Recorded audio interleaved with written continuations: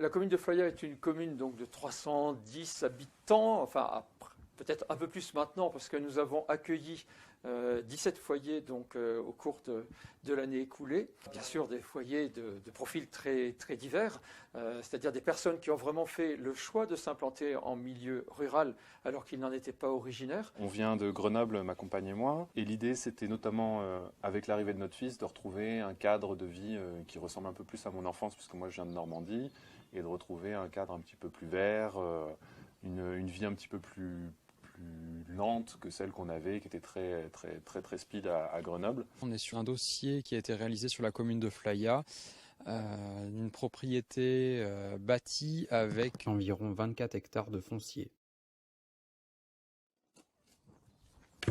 Notre projet, il est de renouer avec une tradition un petit peu, voilà, que je qualifierais plus de paysanne, parce que c'est le mot qui s'en rapproche le plus, qui est de la polyculture, donc une association avec un petit peu d'élevage, un peu de verger, du maraîchage, de mélanger un petit peu les différentes activités.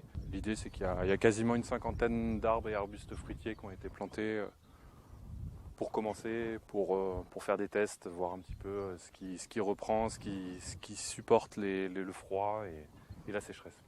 La SAFER a vraiment été, depuis 2 ans que je suis ici, un partenaire extrêmement important parce qu'il sait donc participer à l'évaluation au juste prix, réunir les différentes personnes concernées et recherche toujours des solutions de consensus. Et sur ce dossier qui présentait un fort intérêt environnemental, parmi les partenaires de la SAFER, le Conservatoire d'espaces naturels, qui s'est porté acquéreur de 9 hectares. On a eu donc l'opportunité, en partenariat avec la SAFER, de pouvoir se porter acquéreur de quelques parcelles de zones humides qui se trouvaient en situation d'abandon agricole. L'objectif étant que ces milieux qui présentent des milieux humides remarquables soient à nouveau en fait entretenus par une activité agricole.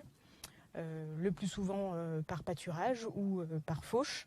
Donc l'acquisition de ces parcelles remonte à la fin de l'année 2020. Est prévu donc de louer la parcelle à Monsieur Laroche via un bail à clause environnementale. Cette parcelle que je vais avoir en location, la particularité de cette parcelle, c'est qu'elle est humide et que je vais la faucher. Préserver le microbiote de cette parcelle, mettre de la litière, je vais récupérer cette litière pour pailler toute ma stabilisation.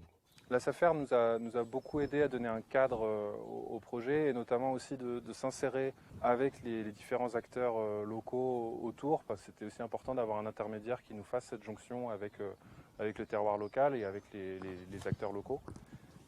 Ça nous a permis aussi de discuter de la faisabilité d'un certain nombre d'idées qu'on avait qui n'étaient pas forcément cohérentes avec le secteur ou avec les contraintes locales. Quentin, je le vois au moins 2 fois par mois, quoi. Mais bon, ça va devenir un ami, je pense. Néo-rural, ça me va bien parce que j'ai pas d'a priori négatif sur le mot rural, puisque c'est quand même comme ça que je définis mon enfance et de là où je viens. Et le côté néo, je pense que c'est important parce que pour moi, la ruralité, c'est pas revenir à la bougie et à un mode de vie ancien. On garde les outils technologiques d'aujourd'hui. Les nouveaux savoirs aussi, et l'idée c'est de retrouver un mode de vie un petit peu plus proche d'un cadre vert, tout en étant toujours connecté, toujours